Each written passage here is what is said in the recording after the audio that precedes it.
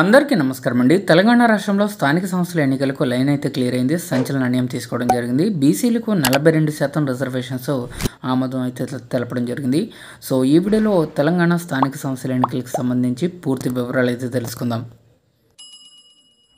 Panchayati Raj municipal చట్ట సవరణ బిల్లుకు గవర్నర్ గారు ఆమోదం తెలిపారు. గెజిట్ విడుదలకు గవర్నర్ అనుమతిచ్చారు.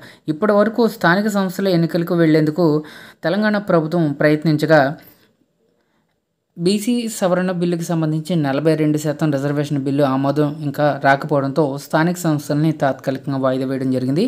సో ఇటీవలే అసెంబ్లీలో 2 సవరణ బిల్లులను గవర్నర్ గారు ఆమోదం తెలిపారండి. ప్రభుత్వం పంపిన బిల్లులకు సెప్టెంబర్ 9వ తేదీన ఆమోదం తెలిపారు గవర్నర్. త్వరలోనే స్థానిక సంస్థల ఎన్నికలకు నోటిఫికేషన్ అయితే విడుదలయ్యే అవకాశం ఉంది.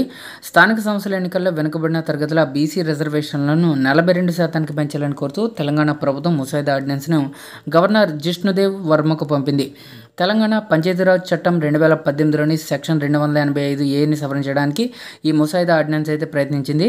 ఇది ప్రస్తుతం సుప్రీంకోర్టు తీర్పులకు అనుగుణంగా స్థానిక సంస్థల్లో షెడ్యూల్ కులాలు, షెడ్యూల్ తెగలు, వెనుకబడిన వర్గాలకు మొత్తం రిజర్వేషన్లను 50% పరిమితిగా చేస్తుంది.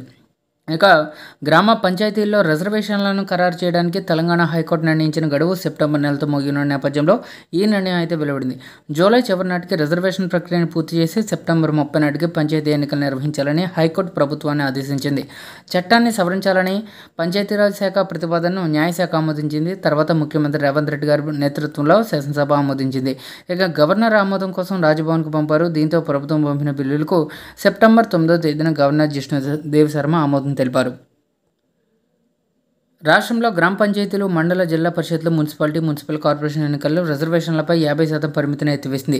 ఇక బీసీ రిజర్వేషన్లను 42%కి పెంచేందుకు ఉద్దేశించిన పంచాయతీరాజ్ పురపాలక చట్టాల సవరణ బిల్లులను రెండింటినీ సెప్టెంబర్ 2న రాజ్భవన్కి అయితే పంపింది రాష్ట్ర ప్రభుత్వం. ఇక ఆగస్టు 31వ తేదీన అసెంబ్లీలో, సెప్టెంబర్ 1న శాసనమండలిలో ఆ 2 బిల్లులు ఆమోదం పొందాయి.